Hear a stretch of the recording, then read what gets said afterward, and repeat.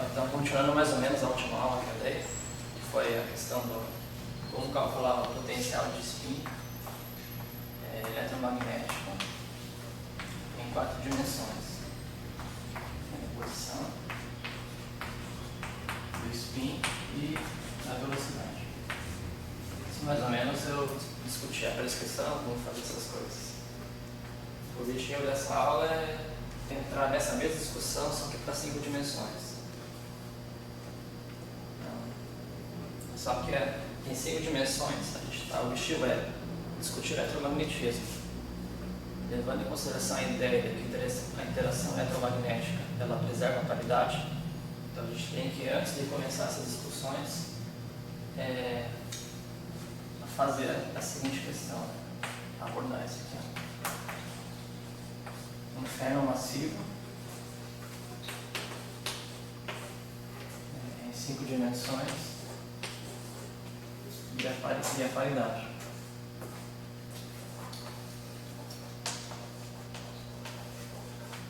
Normalmente, quando se tem um férreo massivo em dimensões ímpares, essa discussão tem que ser retomada.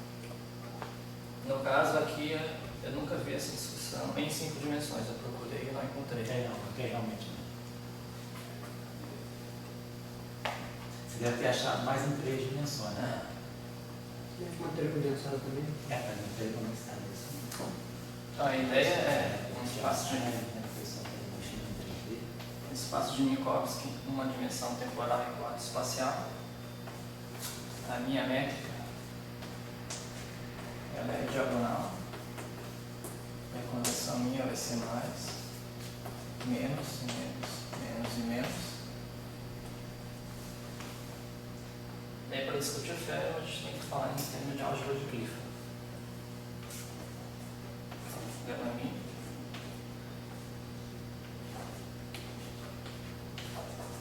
Tem que satisfazer essa relação. 2, 0. 1. Daí aqui tem 2 possibilidades, né? Primeiro,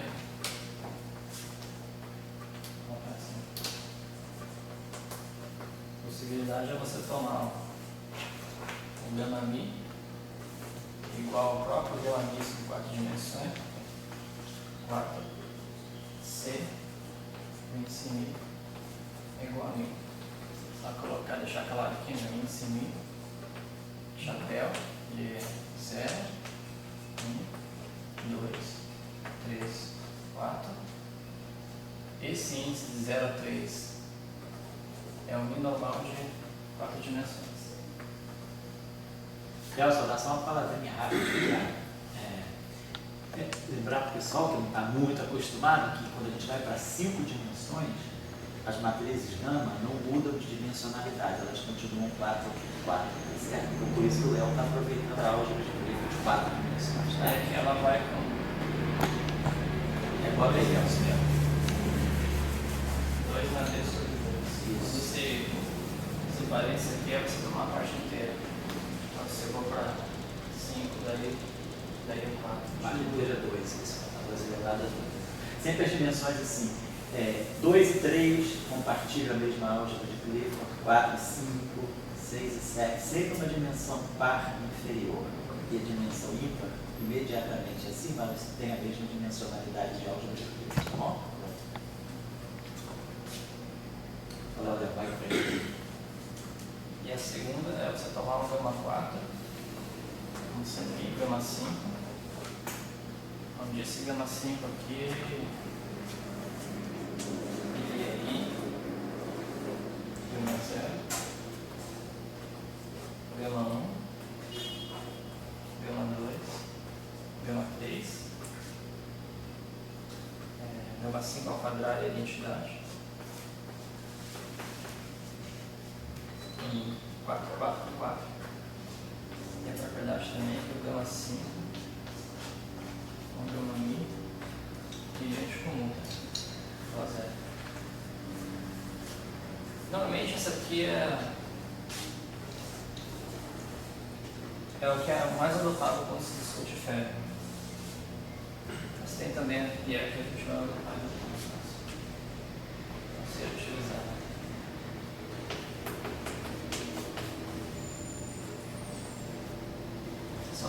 possibilidade. Essa segunda possibilidade, que é você tomar aqui.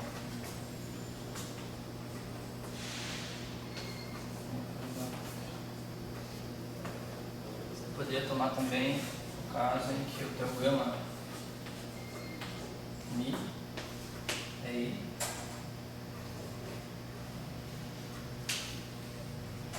gama 5,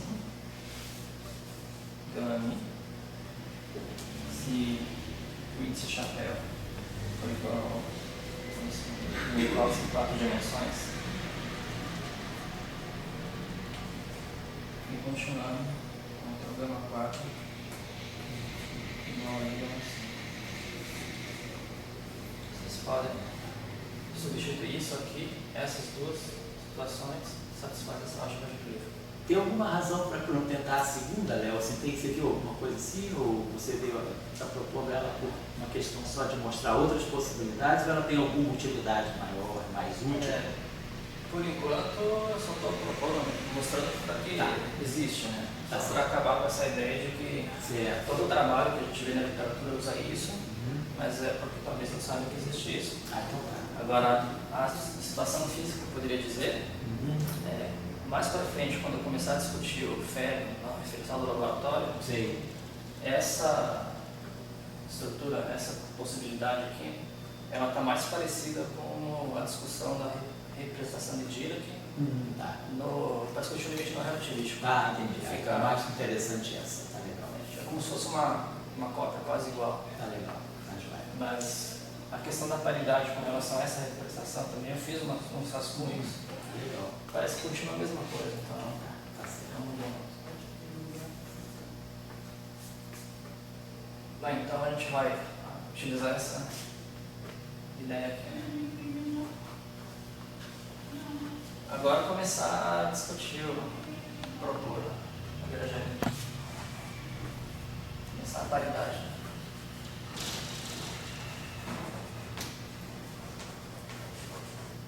Paridade em 5 dimensões.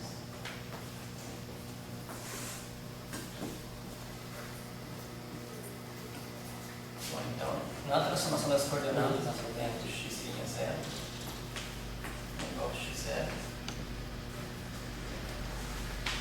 X' colocar I.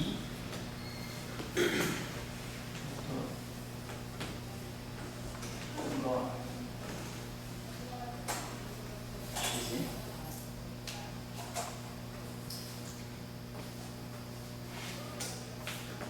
Aqui chamado I é 1, 2, 3. E por último a gente tem que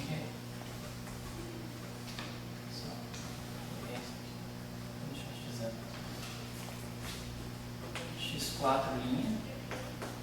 Aqui que vem a mudança, tá? Dá um sinalzinho aqui.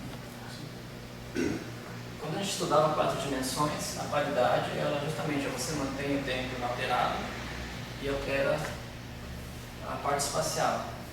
Quando você vai para 5, você poderia pensar, eu coloco um sinal aqui, já que isso aqui também é uma parte espacial, só que isso não caracteriza uma transformação discreta, cujo determinante é menos 1. Então, para que isso seja uma transformação de paridade, a gente coloca um sinal de mais aqui.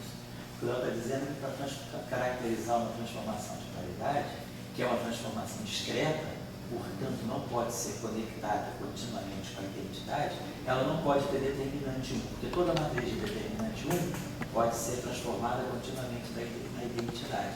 Então, uma transformação de paridade ela tem que ter sempre caracterizada por ter determinante no final de tudo, por exemplo, em 5 dimensões, a matriz 5 por 5 tem que ter determinante menos 1. Se ele fizesse a reflexão no x4 também, essa matriz ia ter determinante 1. E aí você mostra que isso, na verdade, é uma rotação disfarçada, não é uma paridade. Então, para ser paridade, como ele colocou, tem duas possibilidades. Ou você mantém os 3x espaciais e reflete só o x4, que aí daria determinante menos 1 também. Ou a gente reflete os 3 espaciais e deixa 4. Por que ele escolheu isso? Aí então pode explicar melhor, né? Por que você preferiu essa escolha? Não, a questão mesmo é a convenção. Eu preferi, eu acho que mais na parte do dimensões. Até que essa fica mais próxima de 4 dimensões. Né? Se a gente vai reduzir para 4, né? 4 dimensões, isso é a paridade de 4 dimensões. Né? Porque a ideia justamente é você fazer a conta, mas no final quebrar o que é 4 dimensões com a contribuição da dimensão extra. Então, pois é, isso aqui seria a mesma ideia em 3 dimensões. Né? Isso. Você teria o x0' igual a x0. E aqui duas possibilidades, né? Você inverter o eixo x e manter o eixo y alterado. Bloco linear. Desculpa. Obrigado. A sua transformação no eixo x você troca e mantém o y, ou você mantém o x e troca o y. Sempre na ideia de que o determinante disso teria que ser menos 1. Mas aqui é a paridade. Em 2 dimensões do plano, como ele está mostrando, se você refletisse os dois simultaneamente, no fundo era uma rotação de pi, não era uma paridade. Certo? Então agora é começar a estudar o FED. Tem que buscar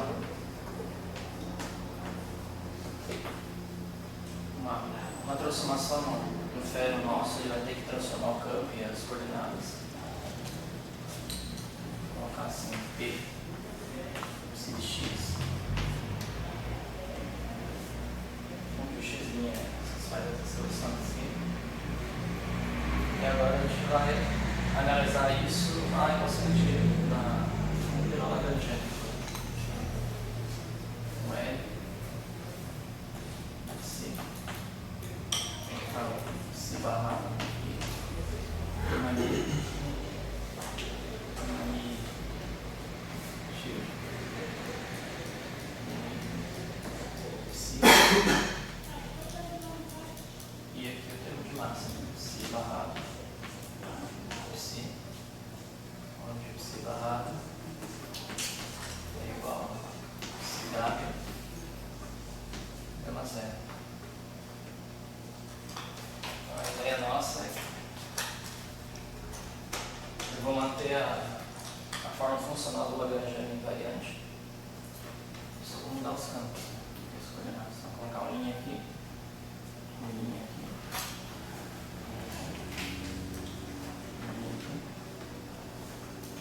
E a nossa ideia é verificar se você atuando a transformação do Lagrangiano torna invariante.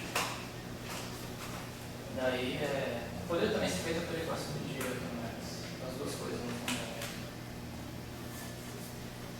Vamos só, como a gente está vendo aqui, talvez seja interessante a gente obter uma forma para a lei de transformação do psi barrado, em termos do próprio psi barrado. Vou colocar aqui. Psi barrado. Ele é igual a psi W, gama zero. Psi é P, psi. Então W ficaria psi W, PW, gama zero.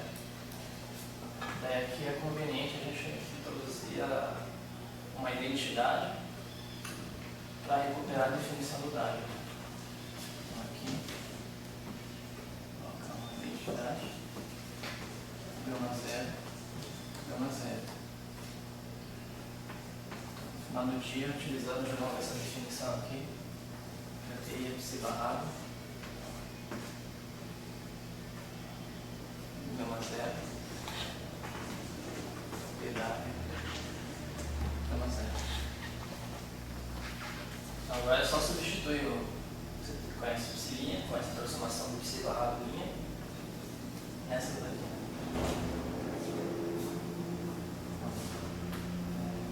Talvez seja conveniente abrir esses índices aqui, já que cada um tem a sua transformação. E daí eu vou utilizando essa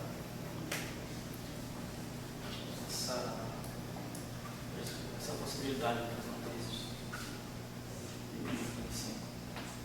Essa aqui é a linha.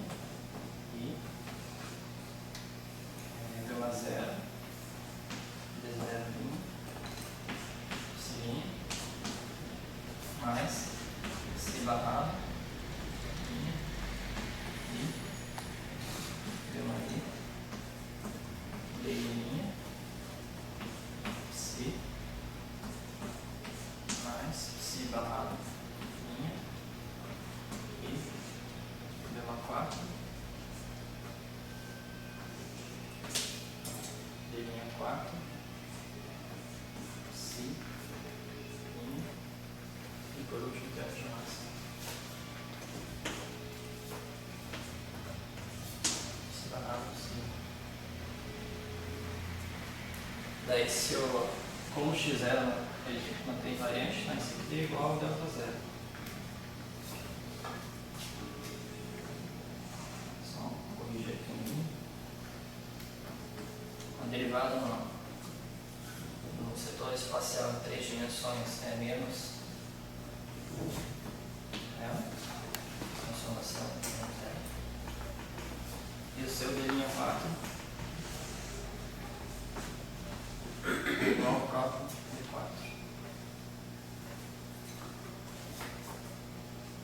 Daí eu prefiro agora, como isso aqui tem que ser igual ao L de psi, o L de psi é só você tirar o límite aqui, a igualdade é satisfeita se todos os termos forem iguais separadamente.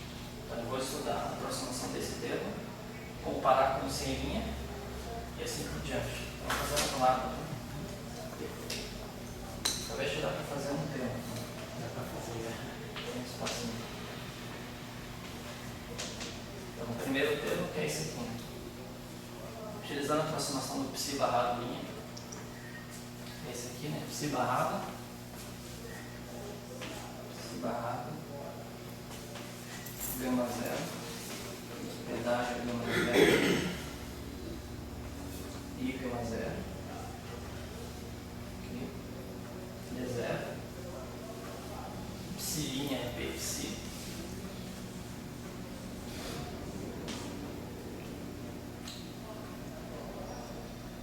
E a gente espera que isso aqui, né, se elas têm invariância, seja igual ao mesmo termo dito sem linha. Seria, vou colocar assim uma exclamação aqui para a gente estar verificando as condições. Seria P barrado e gama zero, D zero, psi. Daí você quer que isso aqui seja igual. Tem uma relação, primeiro aqui, né? Esse gama zero com esse. Isso aqui é uma identidade. E aqui a gente tira a primeira relação. Que você teria aqui o gama zero, pedágio, e a transformação de P é uma transformação agindo no spinor de 4 componentes, que é uma transformação matricial pela comuta com a derivada. Seria gama zero, pedágio P. Isso aqui é igual a gama zero. Ou seja, isso aqui eu tenho que pedágio P igual a 1. Em outras palavras, pedágio é igual a P menos 1 e o P deve ser unitário.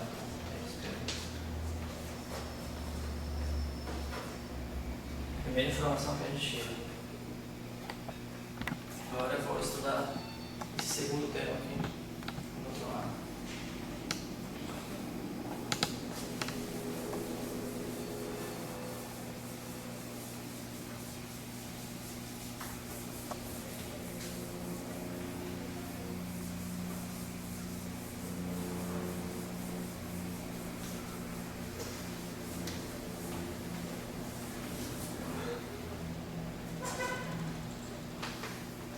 Então, o segundo termo seria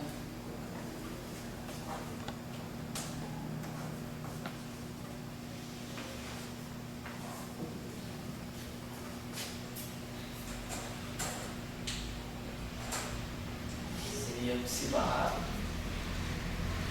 Psi barrado linha, então assim, não perder. E gama I. Menos 1 aqui.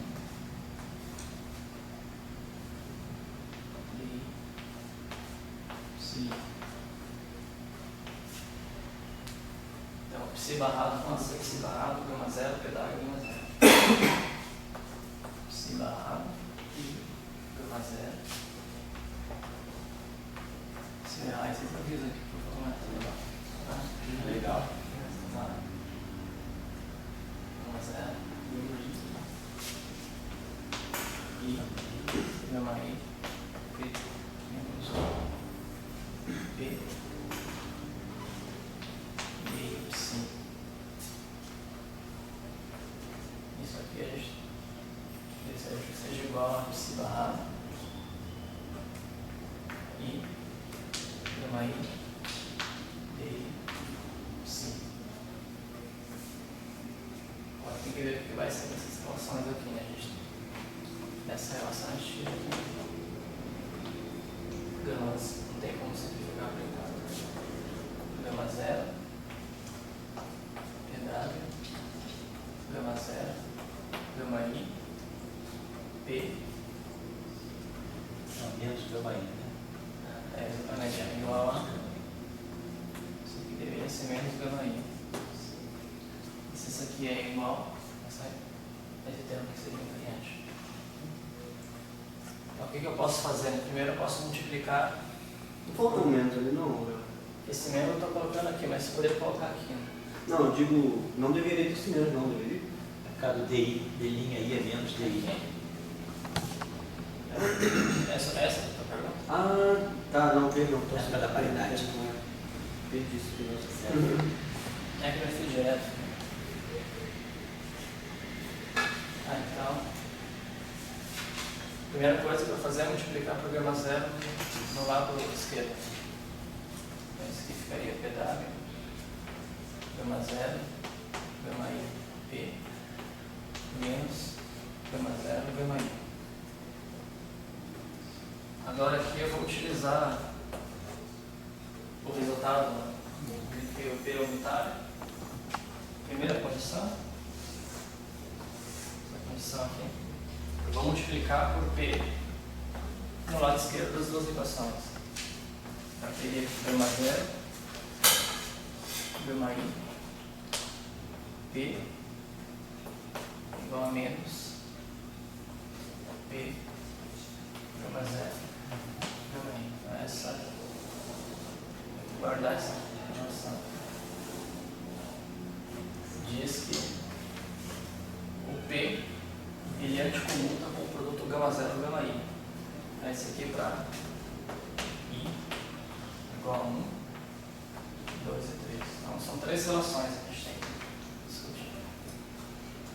Então a primeira, tirando que é unitária, a segunda essa propriedade. E eu vou repetir o discurso para o terceiro termo.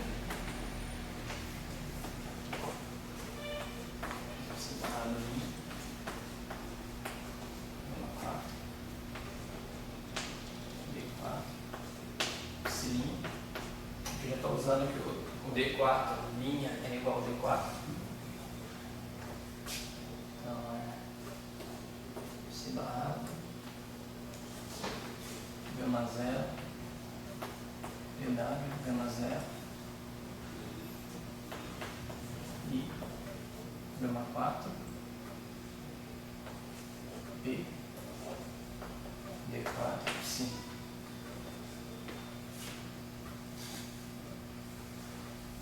Isso. E a gente gostaria que isso aqui fosse igual a C barrado e gama 4, D4, C.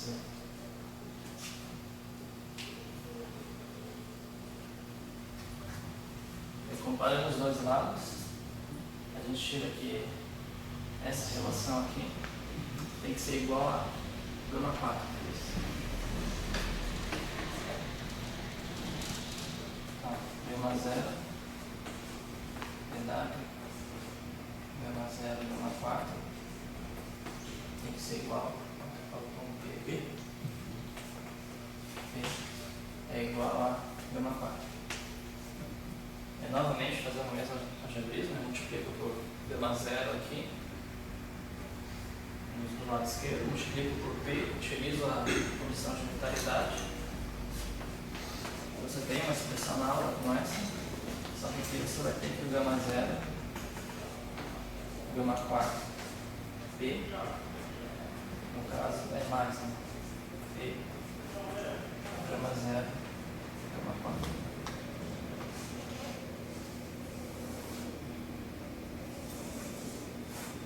Essa aqui é o termo, é tudo aqui analisando o termo cinético.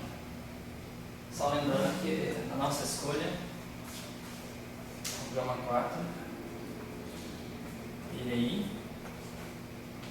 gama 5. A gente pode perceber que aqui a gente já fixou a paridade, só tem uma solução para isso. Né?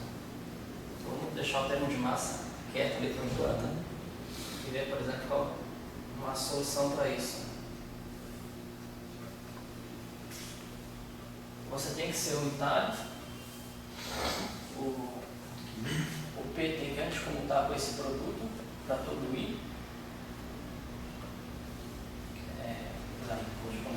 Comutar. E essas, como ele tem que comutar,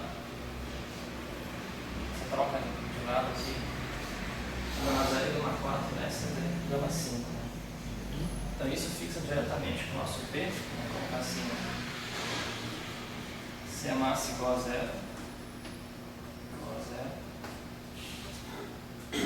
teríamos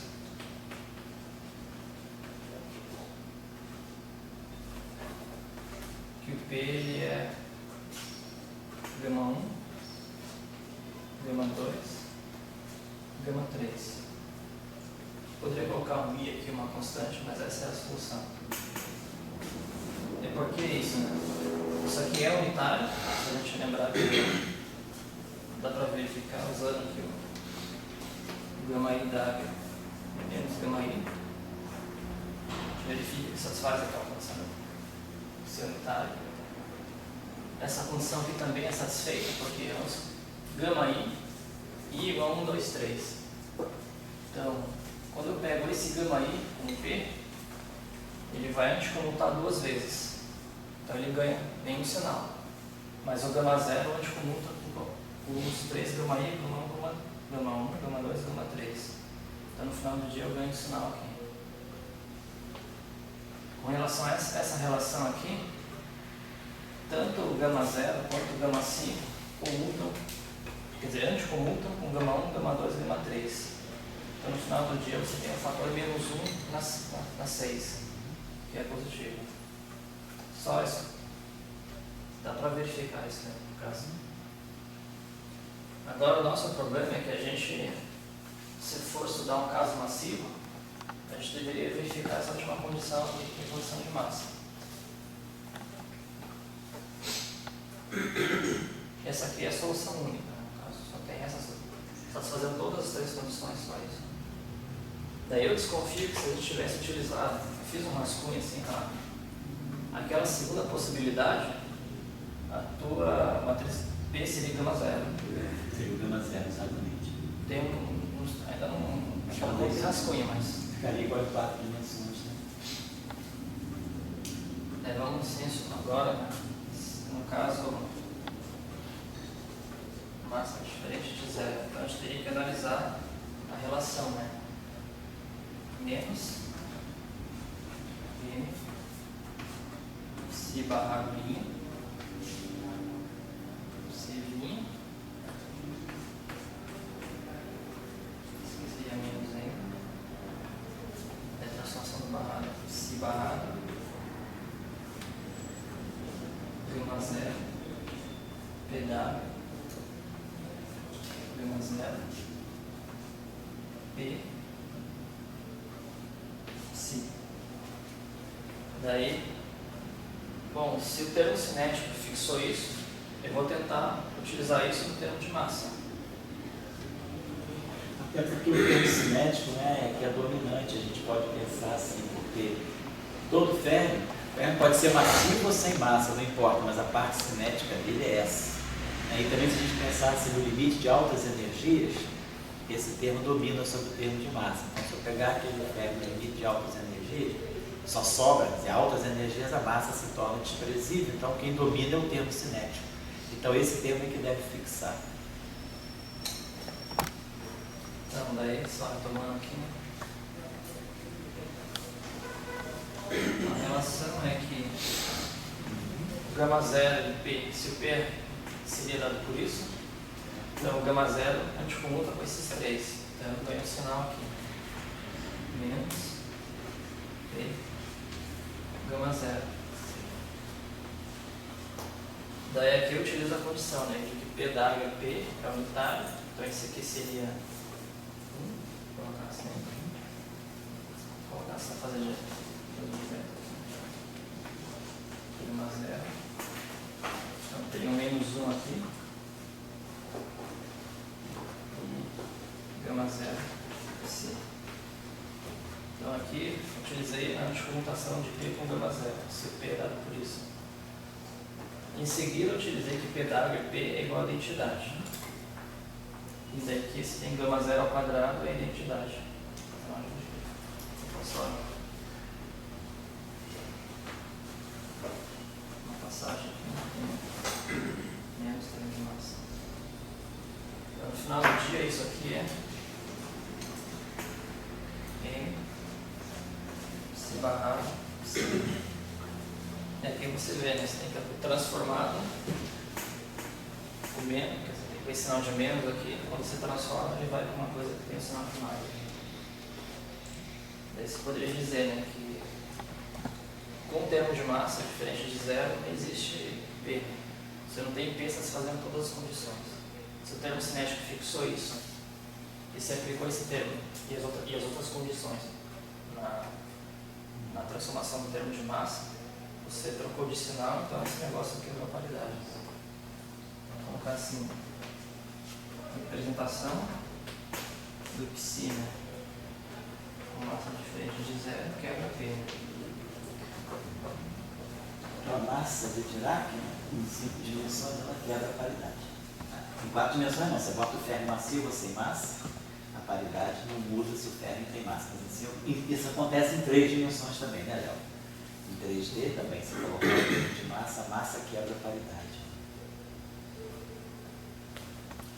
E como a gente está fazendo eletromagnetismo, a gente sabe que a interação eletromagnética preserva a paridade. Então a gente deveria ver como compatibilizar isso com um ferro massivo, que seria o candidato ao elétron, né? O fato do elétron ter massa em 5 dimensões viola a paridade, mas a gente não quer violar a paridade. Então o Léo vai procurar uma solução para essa questão. Se colocar um termo pseudo-escalar ali, não resolve esse problema, não? Como se fosse um Higgs, pseudo-Higgs, uma coisa do tipo. Ah, se você quiser gerar massa... Porque essa massa vem para algum outro lugar, vem de algum lugar. Um pseudo-escalar não resolve esse problema, não? Eu acho que se você colocasse... Porque aí se você quer colocar um pseudo-escalar e ele adquirir o valor esperado no vácuo, ele quebra a paridade. Né? Porque se você pegar um valor esperado no vácuo disso, mostra que o vácuo é um pseudo-escalar. Então você estaria quebrando a paridade espontaneamente. Não explicitamente, mas espontaneamente. Tá certo? Pelo que eu vejo, então, todos os trabalhos que estudam equação de gênero em 5 dimensões quebram a paridade. Se não tiver, se for... Ninguém se preocupa. Ninguém se preocupa com isso, né? Interessante. Em 3D, como é que eles fazem? Eles levam essa... Tem que dobrar, o Léo vai fazer em 5 dimensões, resolve o problema de 3D também. Você dobra a paridade, você dobra a representação que vai mostrar. Bom, então, uma solução para o assim.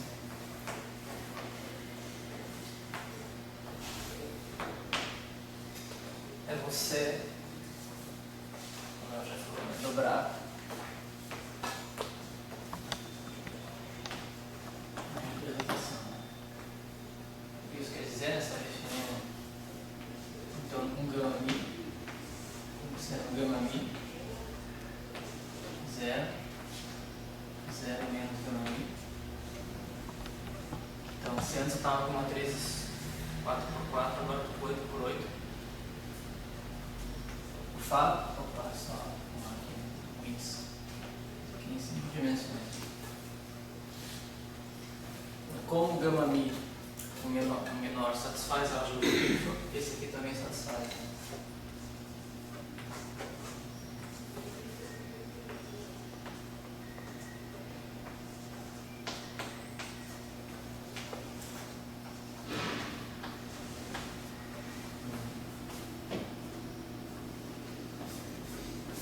Daí eu defini meu espinô, eu vou botar por C maiúsculo. E agora vai ser o psi aqui, onde esse psi aqui é um vetor de 4 linhas e uma coluna. Esse aqui também é 4 linhas e uma coluna. Depois você pode por um.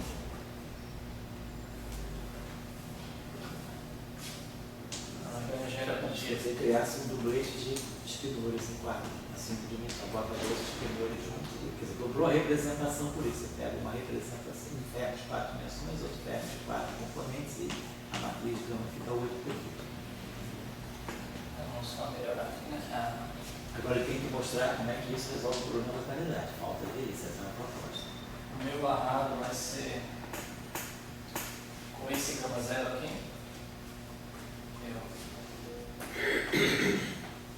Se dá gama zero. A gradiente que é com esse barrado aqui. E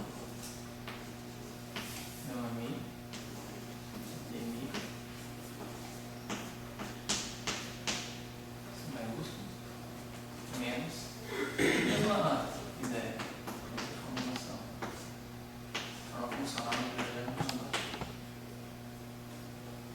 Agora a gente tem exatamente que abrir esses termos aqui nessa lagrangiana para começar a entender como depois eu vou definir a qualidade para esse ferro. Então, só abrindo essas coisas. Isso aqui é cidade. Falta uma vírgula. Cidade. Vamos explicar para gama 0, 0, 0, gama 0.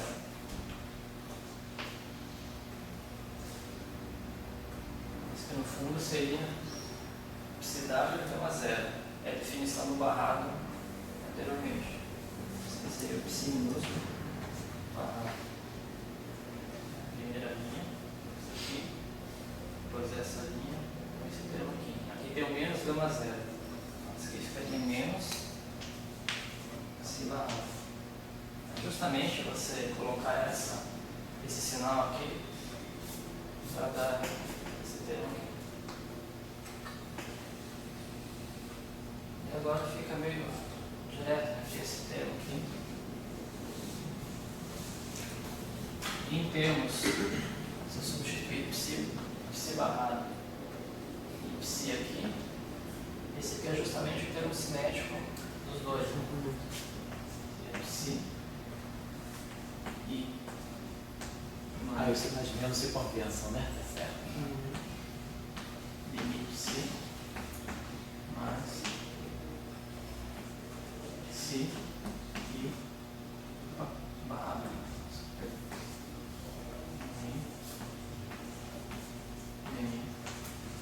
Sim. Porque tem, quando você multiplicar esse sinal aqui, com esse daqui vai acabar se somando. Esse termo aqui é justamente o termo que eu tinha anteriormente. Só que agora, tanto para esse psi e para esse. Mas o termo de massa é interessante. Menos psi. Psi barrado menos que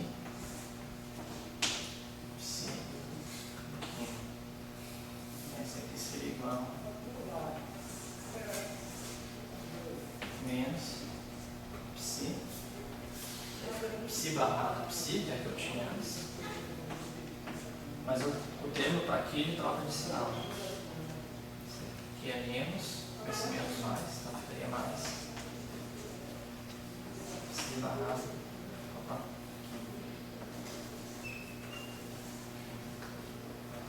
Aqui a gente já começa a ver que esse problema de trocar massa aqui parece ter uma solução quando duplica a representação. Aqui também tem uma troca de massa. Então, Ok, só uma questãozinha, uma observaçãozinha, né, Léo? Só você talvez possa responder, se você tem pensado nisso. Se alguém te perguntasse assim, Ah, mas então você tem um férmio com a massa mais M, outro férmio com a massa menos, quer dizer, o psi fica com a massa certa, como Dirac, com a massa normal de Dirac, mas o psi, ele ganha uma massa oposta. Então, é como se você tivesse dois férmions com massas opostas. Isso é um problema ou não? Bom, mas seria um problema se essas massas fossem diferentes, né? Isso. Mas o que a gente vê é que quando a gente está buscando uma paridade, a gente vai juntar as duas coisas. Não são dois férmions. Os dois férmions são um com massa positiva e outro com massa negativa. Poderia pensar também o seguinte, se você for A paridade vai juntar os graus de tirar o propagador, quer dizer, tirar a função de Green de cada um, quer dizer, o primeiro propagador vai dar no denominador, vai dar um polo K2 menos M2. E o outro, a massa aparece sempre ao quadrado. Então, quer dizer, no fundo os dois têm a mesma massa, porque todos, se você pegar o propagador de psi com psi ou o propagador de xi com xi, vai dar sempre 1 sobre K2 menos M2 e 1 sobre K2 menos M2. Então, a massa na equação de Dirac, o sinal da massa é irrelevante, porque o que aparece no polo é a massa ao quadrado, tá certo? A minha ideia, tinha entendido errado essa pergunta, era mais de se a pessoa olhando para isso, não poderia dizer se eu tenho dois férmions ou não. Tá certo. Eu também diria que não, tá certo. Mas como eu agora vou introduzir a paridade vai juntar esses graus de liberdade de tal maneira que essa representação descreve uma única partícula. Vai em frente, então, perfeito. A proposição é a seguinte, né? Esse barrado linha, vou propor 0, P, P0, atuando em no psi, no caso, colocar assim.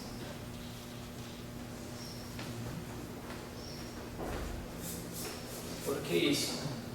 Porque eu justamente vou fazer com que esse psi ele vai em P psi, esse aqui está indicando psi minúsculo, linha,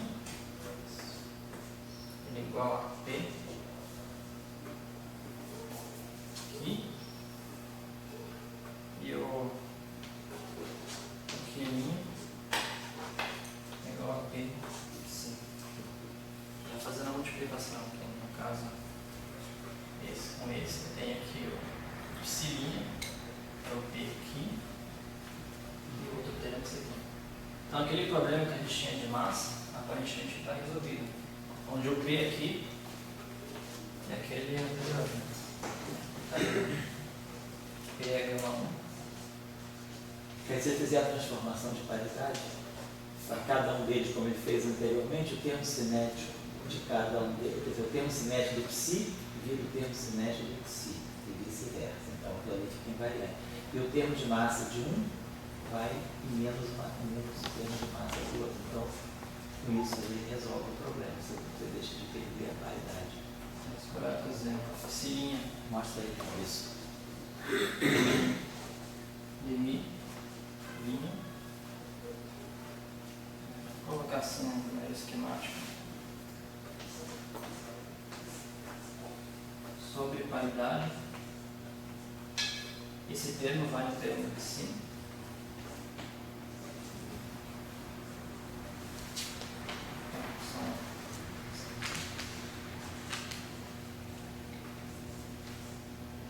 Porque o meu P, ele satisfaz todas essas propriedades aqui. Então a gente já sabe que ele não troca de sinal no termo cinético, mas só os psis ou psis. Então, como eu estou estudando, no caso, por exemplo, meu interesse, que o E seja igual ao mesmo E do campo, expansão invariante. Então, se eu mandar esse termo nesse e vice-versa, os termos ficam invariantes. E o problema da massa também agora está resolvido, né? Porque esse termo é mandado no menos nesse e esse também. Esse termo. Então, vou colocar assim o termo cinético. Psi barrado psi. Sobre paridade não é mandado no barrado aqui. Então no final do dia eu consigo compatibilizado, que é um ferro massivo, e a paridade, com 5 dimensões. Então isso, como eu já disse, isso foi feito já há muito tempo, em 3 dimensões, mas aparentemente ninguém discutiu isso em 5. Agora a minha proposta é estudar o que isso pode trazer para a gente em termos de interação eletromagnética, potencial. É a influência desses carinhos aqui. E um pouco além, não só estudar o potencial dependente da posição, mas também estudar as dependências no spin, e daí a gente vai se levar naturalmente a discutir o que é o spin em 5 dimensões.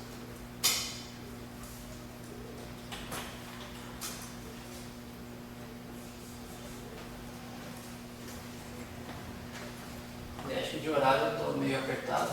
Não, fica tranquilo. Vai, Bruno. Se precisar entrar um pouco amanhã, entra um pouco, mas faz tudo na calma, no teu ritmo.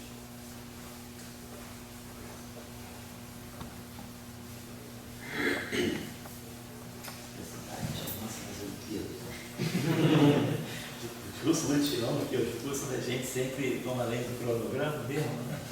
E é tudo gravado, quer dizer, quem não puder vir depois, tá, de qualquer forma, está gravado.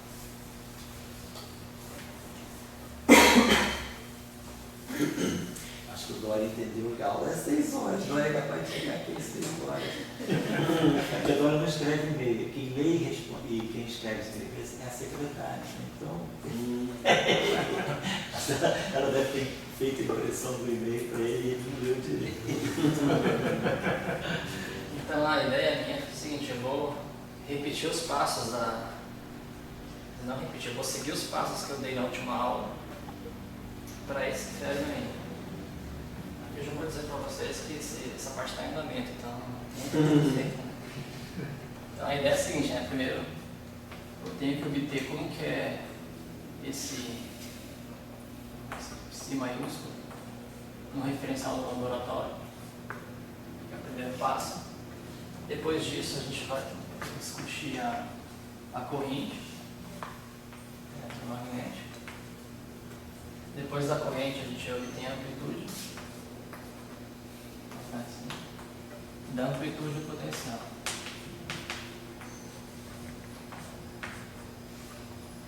Por último, potencial em 5 dimensões. Só uma perguntinha, Léo, no teu trabalho assim, individual, assim, você está apresentando o trabalho em andamento, você está em que etapa? Já fechou, sabe? Você chegou até a 5D?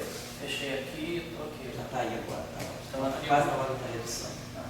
E depois aí se reduz, né? Exatamente. Tá Então, certo. eu pretendo mais ou menos discutir tudo isso aqui. Tá. E a redução também eu vou discutindo só do potencial pelo monopólio e monopólio. Tá legal. Deixa só para eu ter que puxar uns resultados primeiro pronto aqui. Tá certo. Você pode deixar resultados intermediários, assim, que não seja. O que é algébrico eu vou. Como tarefa, né? Então, a primeira coisa que a gente faz é esse psi de x aqui vai ser expandido em ondas planas. Seria o psi de p menos px. Daí eu posso medir com o espaço do momento. Psi mi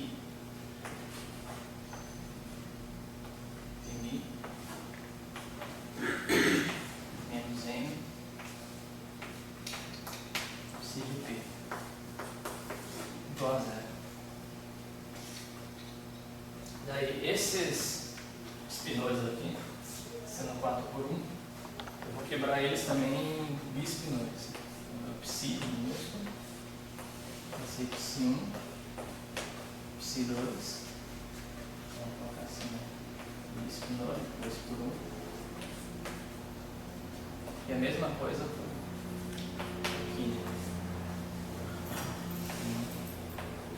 2. Vou também utilizar a representação de Dirac.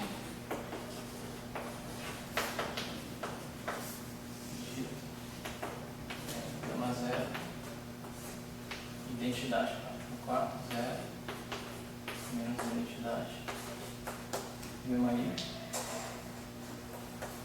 matrizes de Pauli. Sigma I menos sigma I, 0. Sigma I são as matrizes de Pauli. Aqui aí, 1, 2, 3. E o gama 5 é identidade 0. Aqui vou utilizar aquela primeira possibilidade para o gama mi minúsculo.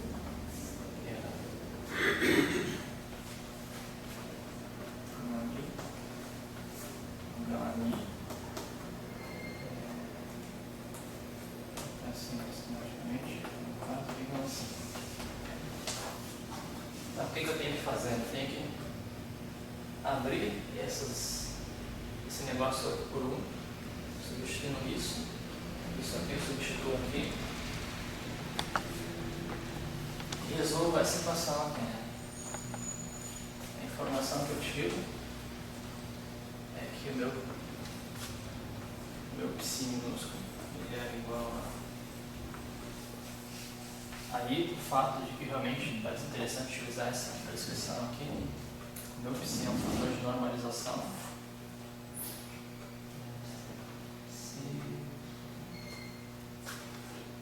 Psi1,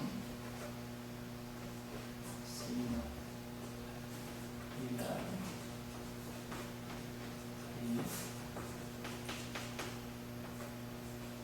mais M psi1, onde aqui eu já vou começar a fazer uma computação que é o meu índice I maiúsculo, ele é o índice I e o índice 4, seria o setor espacial, I 1, 2, 3, ou seja, índice minúsculo vai até 3 e o maiúsculo vai de 1 até 4, e esse sigma I, vamos colocar assim, maiúsculo, ele é sigma I identidade. Só ver esse sinal aqui no centro. Certo. Então aqui, esse dagger aqui, no fundo ele só vai alterar esse sinal aqui, porque as matrizes são identificadas.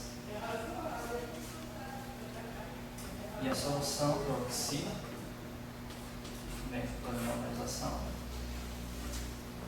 E agora há uma inversão. A do psi, por fato de tinha um termo com a massa, sinal oposto, né? Eu elimino a componente de cima em função do de baixo. Isso seria sigma I sobre E mais M 2. Então essa aqui é a forma. Aqui a gente já começa a perceber um jogo da paridade. Enquanto um vai para o dagger, o outro vai para sem dagger. No fundo a paridade está trocando o sinal justamente nesse termo aqui, que aqui carrega o momento na dimensão extra.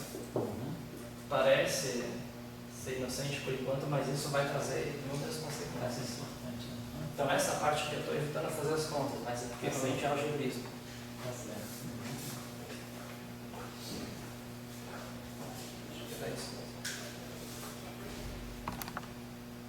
Daí como agora... Deixa eu fazer uma perguntinha, assim, que talvez você tenha pensado nisso.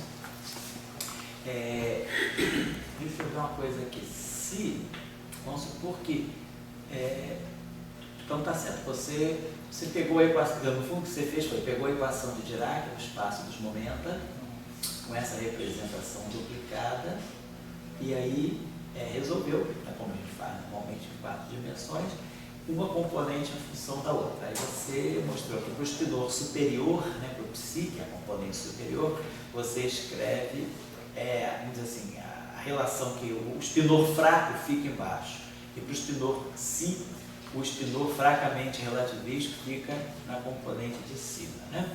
Então você abriu a tua equação de Dirac como um todo e resolveu. Eu ia propor uma seguinte tarefa, pessoal, e digamos, de repente você já fez, mas isso é assim, só para pensar o seguinte, se a gente pensar, vamos pensar o seguinte, se a gente pegar essa solução aqui no referencial de repouso, deixa eu apagar, deixa eu colocar aqui paralelo para ver se essa é a questão que faz sentido. Deixa eu ver se vocês dizem. Então, eu estaria pensando assim, vamos pegar a equação de Dirac, que o Léo escreveu duplicada, nós vamos escrever no referencial de repouso. No referencial de repouso, em 5 dimensões, a componente 1, 2, 3 e 4 ficam zero, porque o momento é zero. Então, a gente teria só isso aqui no referencial de repouso, né? Gama 0, M, menos M, identidade, né?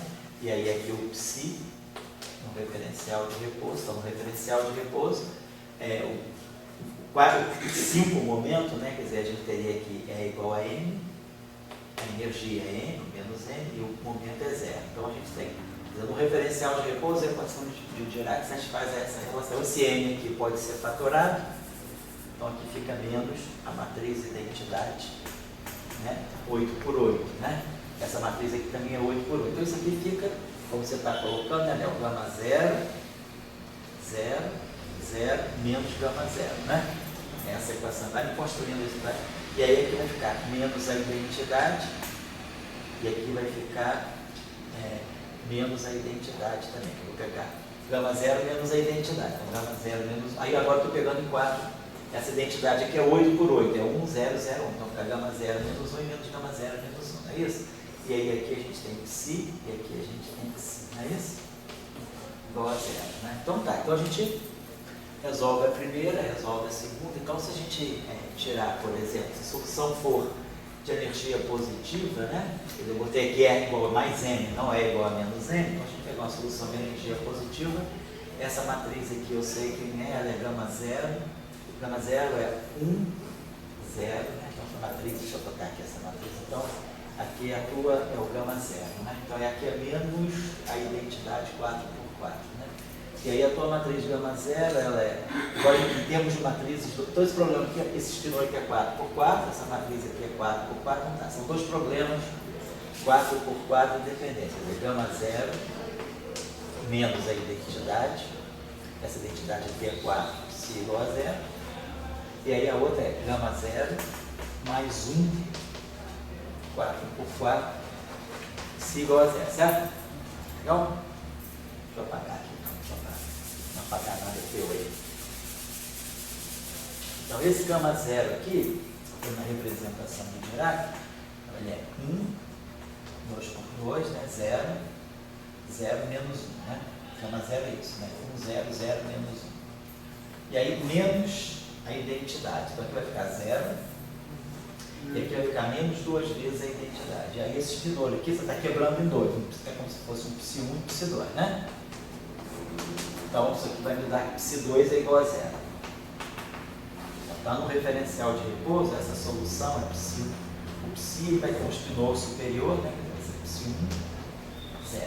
E aqui embaixo vai ser o contrário. Então, ele está mostrando o que você está fazendo, né? O espinol psi, ele vai ser um 0, psi2. Porque quando eu usar a representação 4 por 4 aqui é 1, 0, 0 menos 1. Então, a parte de baixo cancela e você tira aqui a parte superior, né? Você vai ter a parte de baixo, você vai ter a parte de cima. Aqui. Então, quando pegar essa equação aqui, né? Ela vai ficar aqui, identidade, 0, 0, menos identidade. Aí, quando você somar com a identidade, aqui dá 0. Então, você mostra que a parte superior aqui é 0, né? Então, no referencial só para botar aqui, no referencial de repouso em 5 dimensões, esse teu espinor duplicado, ele vai ter essa estrutura aqui. Ele vai ser um espinor, vamos dizer, 4 por 4, que vai ter assim, psi1, 0, e aí aqui, 0, psi2, né? Certo? Então, no referencial de repouso, essa é a componente que existe e essa é a componente que existe. Então, claro, que se você vai agora por referência, se você bota isso no laboratório, a componente que vai aparecer, ela vai aparecer devido ao movimento. Então, deve ser alguma coisa que vem proporcional à velocidade. Então, esse termo aqui aparece aqui, e aí o termo que vai aparecer devido à transformação relativística vai ser esse aqui. Então, tá só para conferir, tá tudo ok. Só queria dar a sugestão que você estava pensando, era o seguinte, Léo. Se você, então, se a gente conhece a solução no referencial. Então, vamos pegar a solução, só vou ver aquela equação assim, ó, gama 0. Eu não fiz essa mais. Entendeu? Acho que dá para fazer, eu queria só deixar como tarefa. Então vai ficar. Se a gente escrever essa equação, desculpa só interromper para um pouquinho, tá? Mas então vai ficar gama zero é, e aí aqui vai ficar mais gama i pi, né? Então vai ficar assim, menos o gama, vou botar setor espacial, gama escalar p, tá? Eu estou só usando tudo em 5 dimensões, vai ficar gama zero, p0, mais gama i pi. Você está chamando esse i aqui de 1 a 4, né, de pi, não é isso, Léo?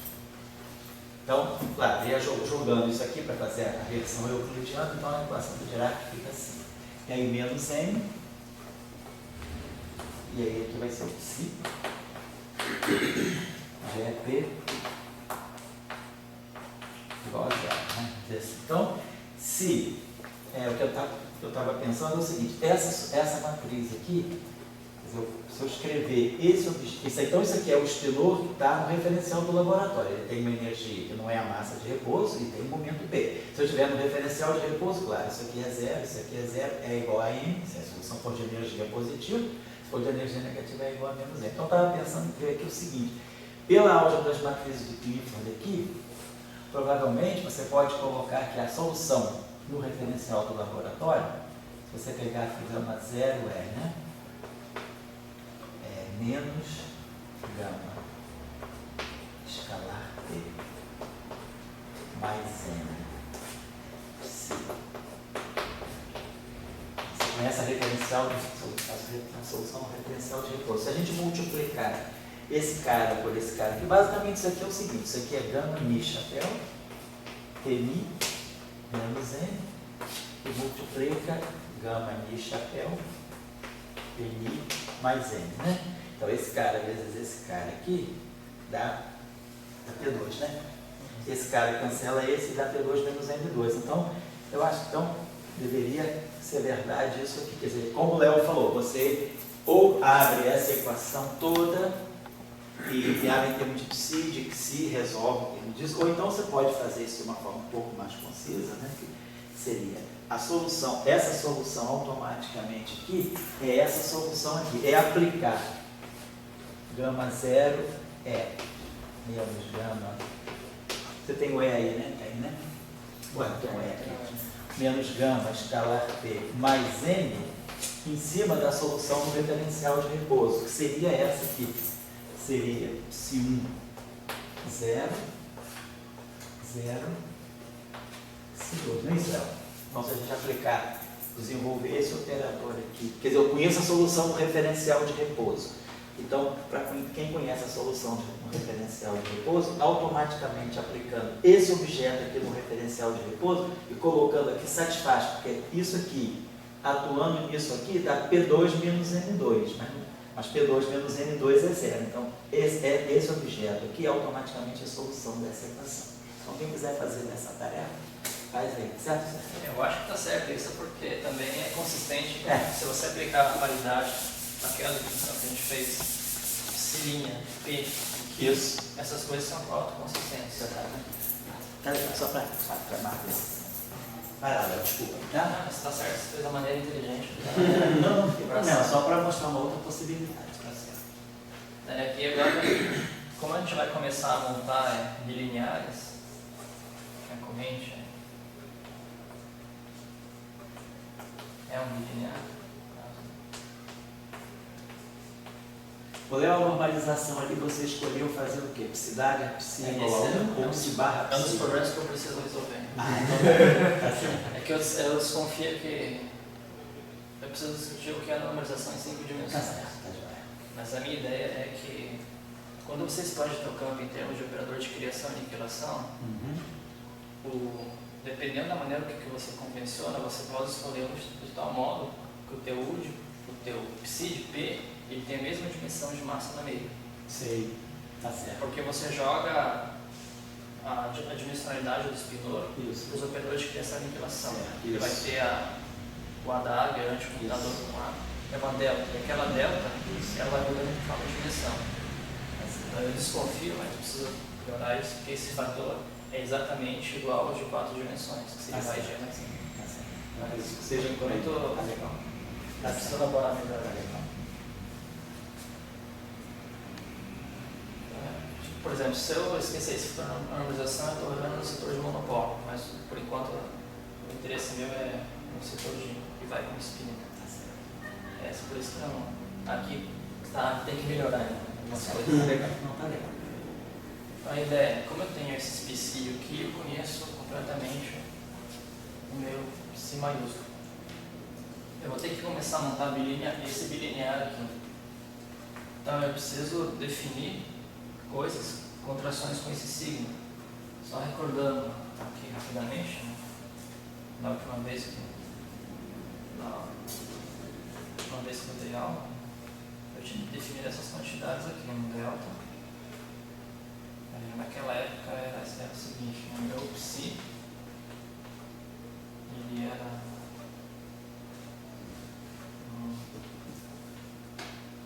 psi aqui, ele era assim, colocar a forma final, psi, escalar P, Aí esse 4D, né? Tá. E mais N, sim, Perfeito. isso aqui em 4 dimensões. Então, como eu tenho que montar bilineares desse tipo, eu defini essas quantidades aqui, um delta, que é igual a essa contração, e um valor esperado do sigma I, sendo a contração. Quer dizer, quando você for expressar, calcular teus bilineares, né, em termos dos espinores, de duas componentes vão aparecer sempre combinações desse tipo, né? Então você chama um de delta e o outro de valor médio de sigma, né? Tá. E aqui o sigma é 1, 0, aqui esse 1 aqui realmente é o 1, que é um 2 por 1, e 0, 1, Tá certo. 10, espinhar, espindal. Espinal, tá certo. Agora aqui, como eu estou com uma representação duplicada, eu não posso seguir exatamente com essas convenções porque eu não estou especificando com relação a qual Certo. espinor eu estou fazendo a média. Então eu tenho que melhorar essa equação, que vai ser vamos usar um delta, vou colocar assim, psi. Quando for a contração com esse psi2, aqui eu poderia colocar 2, mas eu estou omitindo. Fica implícito que é com referência a esse aqui. Analogamente para o psi, né? Delta psi. Psi 1. Psi 1. E aqui também eu tenho que definir meus valores esperados como sigma I. Vou colocar assim, psi. Tá certo. Ele é o CW1, sigma I, psi 1. Analogamente, se colocar psi2 aqui, psi2, psi2. Agora, termos mistos não aparecem porque a tua matriz gama ela é diagonal. Exatamente, não tem necessidade. Então vai aparecer termo misto. Então essas seriam as notações que a gente utilizaria.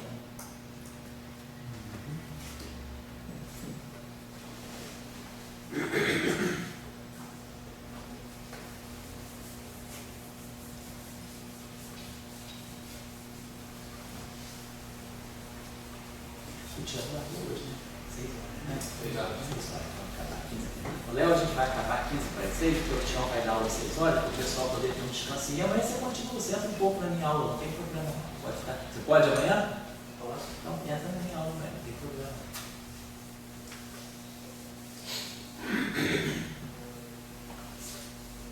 Quantos minutos tem? Não tem tempo ainda, 15 para 6, né? Tem 35 minutos. Não, 25. Bom, a gente deveria agora. Eu estou fazendo as contas eu vou fazer as contas com referencial do centro de massa. Né?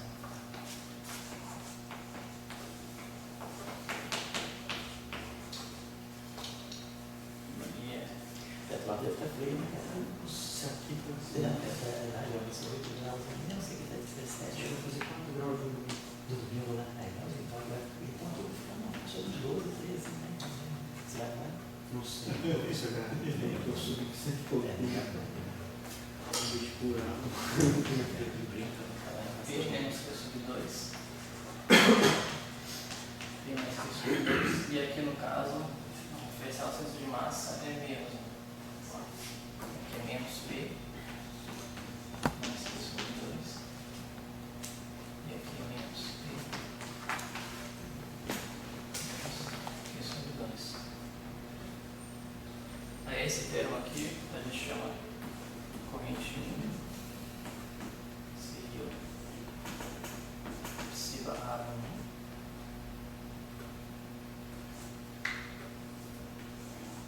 Vou colocar aqui a distribuição de momento. Tem mais Q sobre 2.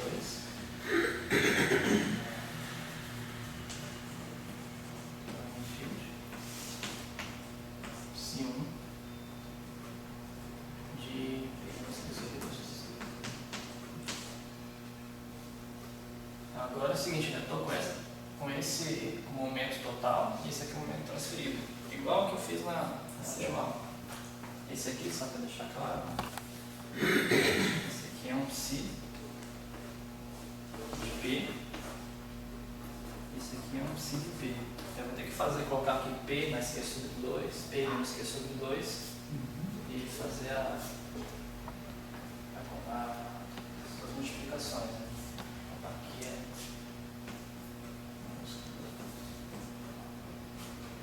esse termo aqui é a corrente 2 e é obtido no referencial do centro de massa.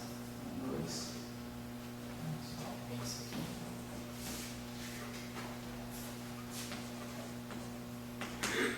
É a corrente 1. Trocando o sinal, né? De P para menos P. Q indo para menos Q.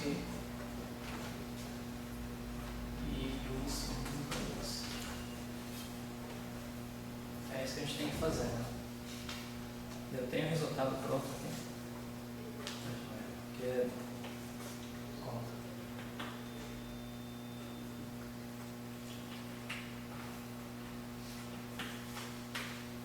Só que tem duas passagens aqui. Quando eu escolhi essas questões aqui, essas definições, é natural eu generalizar para esses casos aqui, para tratar esse problema. Daí que você vai fazer, você vai colocar essas coisas, usando essas definições, fica uma coisa muito gigantesca. Daí você começa a perceber, a buscar a ajuda da paridade, né? Fecha o olho e fala, paridade, me ajuda, o que eu faço para me guiar aí, né? A questão é que você pode reescrever o resultado de uma maneira mais interessante se você definir uma nova base, por exemplo. Que é isso aqui. Vou colocar aqui. Eu vou pular essa página, mas fica subentendido aqui. Quer dizer, o teu propósito agora seria abrir essas expressões das correntes para expressar essas correntes em função daqueles términos de duas componentes, né? Do psi. Exatamente. Eu quero calcular essa corrente 1, então tem o psi barrado. Substitui lá P mais Q sobre 2. O psi barrado, temos o psi aqui e eu conheço eles. Isso, tá. O gama mi também eu conheço, então eu tenho que para cada componente fazer essas multiplicações. Só que se eu utilizar essa definição, a coisa fica gigantesca e não fica claro algumas questões. Daí eu pensei, uma nova definição deixa tudo compacto. Tá certo, tá. E evidencia o papel da paridade também. Tá joia. Então a questão é, aquele delta eu vou definir como sendo a soma desses dois. Então um delta de psi mais um delta de psi.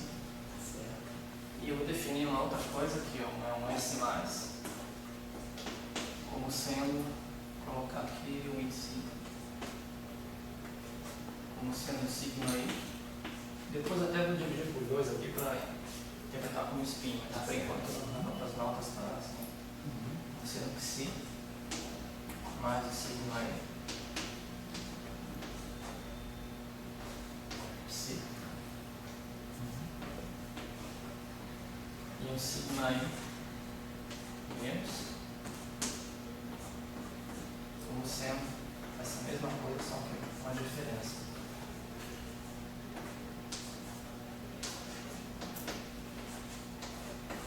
Com essa definição as coisas ficam mais claras. Ô, Léo, na componente 4, quando você tem aquele I grande, né? Ah, Que você definiu sigma I grande, é o sigma de Paulo mais o I identidade, 2 por 2, né? Então, quando você fizer essas manipulações aí, vão aparecer, quer dizer, no setor referente a que seria o I, a quarta componente, vão aparecer também aqueles deltas de psi, delta de xi. esse aqui sim. Então esses aparecem tanto no setor, né, lá, Na verdade, o que está acontecendo por trás desse sinal aqui é justamente esse sinal aqui, ó. De sigma W, sigma I. O sigma W vai comendo. Então ali tá certo. a simetria se organiza essas coisas. Entendi, tá certo. Mas não é à toa que é por isso, né? Se a gente começar a pensar, né? Em termos da paridade, Não tá certo. esse sigma xi Vai trocar, exatamente. ele vai em termos de sigma xi. Psi, Então, a gente utilizar essa base aqui não parece interessante sua paridade, porque aplica a paridade no objeto e no outro. Então não é uma quantidade muito, não é um escalar bem interessante. Agora nessa definição, é claro que isso aqui, esse objeto vai nele mesmo e esse objeto aqui vai menos nele. Tá certo. Vou colocar assim, é o S mais Tá certo. sobre paridade. Aí seguiu o Bourdieu, né? Deixa a simetria guiar aí. Exatamente. Simetria leva eu. E o S menos sobre qualidade, ele troca o sinal. Certo? Então aqui, se isso aqui você dá uma interpretação como spin para isso, esse objeto aqui seria um pseudo-spin, uma coisa nova também. Porque spin é que nem momento angular, né? Por exemplo, o LR do torpedo. Então, sob paridade de 3 dimensões, o L vai nele mesmo. Então, o spin vai nele mesmo, sob paridade. E o pseudo eu estou colocando aqui pelo fato de ele trocar de sinal. Claro que é um abuso de notação, porque isso aqui são valores esperados, começa a aparecer essas coisas.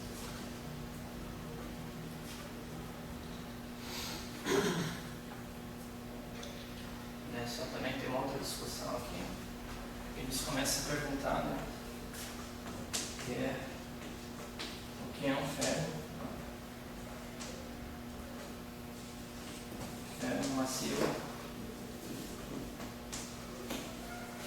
em 5 dimensões.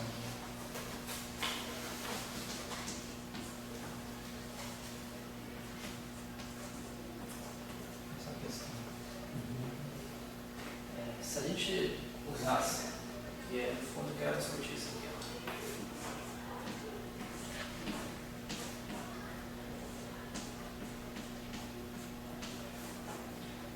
esses dois ferros. O primeiro satisfaz, os dois satisfazem a equação de Dirac, um quebra a paridade, o outro não quebra.